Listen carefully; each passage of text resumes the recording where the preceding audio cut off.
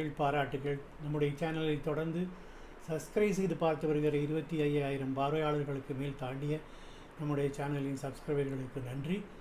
கடந்த பாடல் அபிராமியின் தாயினுடைய மிக அழகான பாடலாகிய அந்த நூலினுடைய உள்ளடக்கத்தை தெரிவிக்கும் தனந்தரும் கல்வி தரும் என்ற பாடலை பார்த்தோம். அதனால் நம்ம அந்த பாடலை பாடுவதால் நமக்கு சகல சௌபாக்கியங்களும் கிடைக்கும் என்று பெரியோர்களால் சொல்லப்பட்டிருக்கிறது. இப்போது அதற்கு அடுத்த பாடலாகிய நாம் நுண்கலைகளிலெல்லாம் சித்தி பெறுவதற்காக பாடி பயன்பெற வேண்டிய 70வது பாடலை நாம் பார்க்க போகிறோம். கடந்த பாடல் கடைக்கண்களே என்று முடிந்ததால் இந்த பாடல் கண்களே என்று ஆரம்பிக்கிறது. கண்களிக்கும்படி கண்டுகொண்டேன் கடம்பாடவியில் பண்களிக்கும் குரல் வீணையும் கையும் பயோதரமும் மண்களிக்கும் பச்சை வண்ணமுமாகி மதங்கருகுலப் பெண்களில் தோன்றிய எம்பெருமாட்டி தன் பேரழகே என்று அபிராமிப்பட்டர் அன்னை அபிராமியினுடைய அழகை வர்ணிக்கிறார்.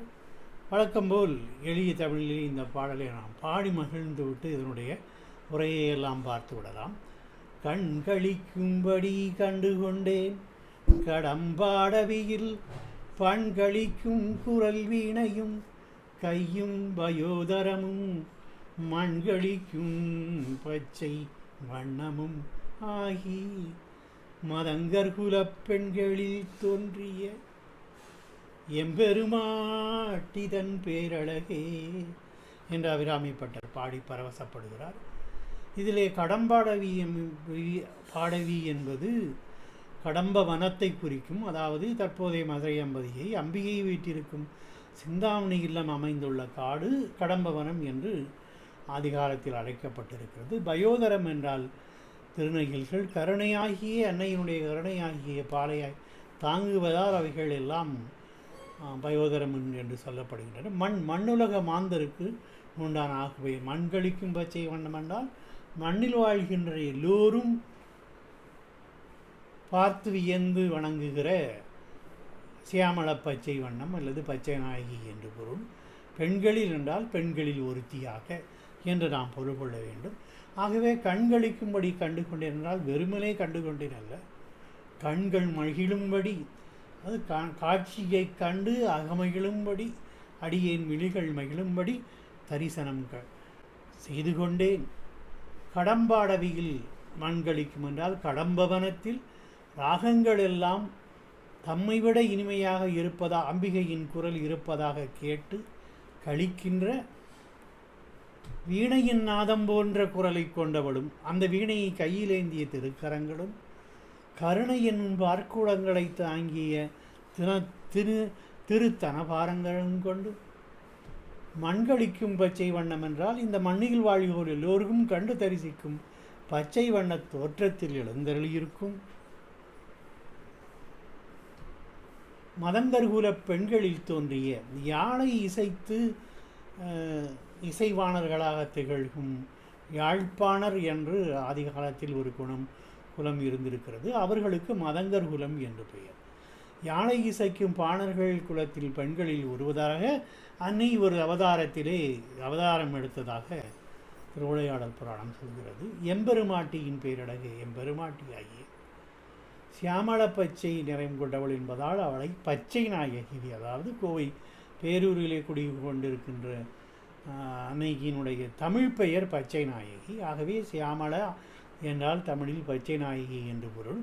பச்சை நாயகி அபிராமியின் எங்கும் காண கிடைக்காத பேரழகி என்று அபிராமிப்பட்டர் பாடி பரவசப்படுகிறார்.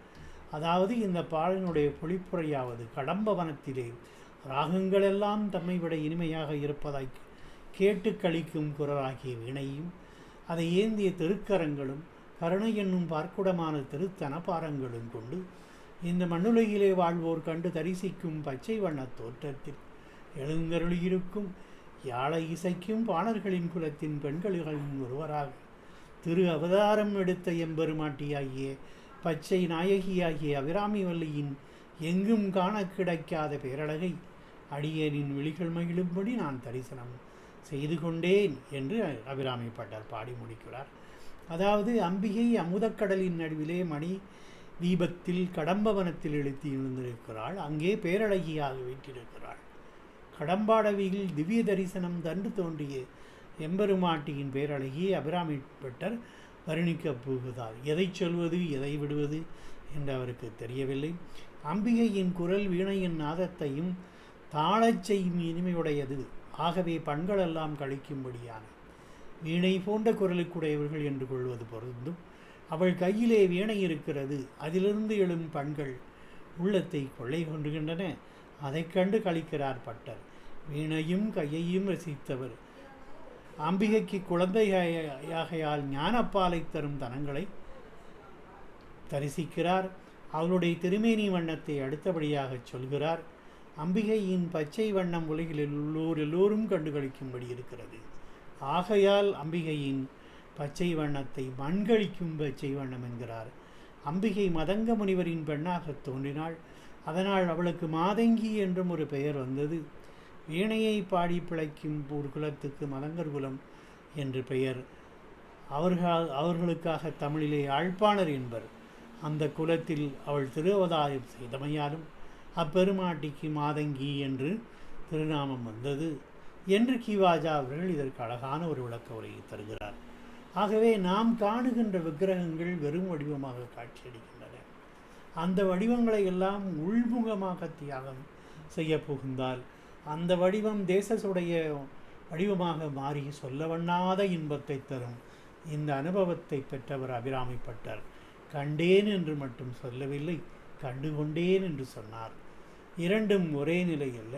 காண்பது ஒரு நிலை, அது கண்ணின் காரியம். கொள்வது ஒரு நிலை, அது மனத்தின் காரியம். கண்ணும் கருத்தும் ஒன்றுபட வேண்டும். கண்வழியே உள்ளத்தின் வடிவம் செல்ல வேண்டும். அத்தகைய அற்புத அனுபவத்தில் கைவந்த அபிராமி பட்டர் பாட்டும் அற்புதமாக இருக்கிறது. ஆகவே மீண்டும் அந்த பாடலை பாடி நிறைவு செய்யலாம். கண்களிக்கும்படி கண்டுகொண்டேன் கடம்பாடவியில் பண்களிக்கும் குரல் வீணையும் கையும் வயோதரமும் வண்களிக்கும் பச்சை வண்ணமும் ஆகி மதங்கர்குலப் பண்களில் தோன்றிய எம்பெருமாட்டிதன் பேரழகே. அடுத்த பாடலாக நாம் பார்க்க இருப்பது 71வது பாடல்.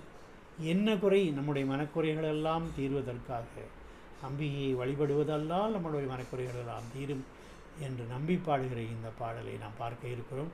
அந்த பதிவுக்கு காத்திருங்கள். அதுவரை வணக்கம், நன்றிகள். சப்ஸ்கிரைப் செய்த அன்பர்கள் எல்லோருக்கும் தொடர்ந்து ஆதரவு தருமாறு வேண்டுகிறேன். நன்றி, வணக்கம்.